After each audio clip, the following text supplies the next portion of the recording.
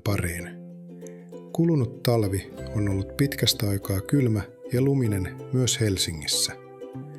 On ollut sen verran kylmää, että polkupyörällä ei juurikaan ole tarennut liikkua. Myös kuvaaminen ja droonin lennättäminen on jäänyt vähiin.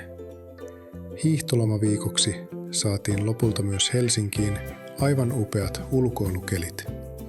Pakkanen on lauhtunut sen verran, että olen päässyt lennättämään droonia useampana päivänä.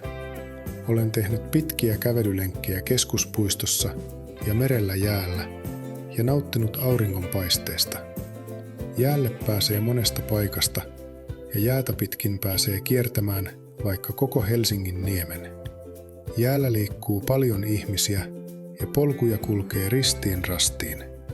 Sanotaan, että kaikilla helsinkiläisillä on alle 10 kilometriä matkaa meren rantaan.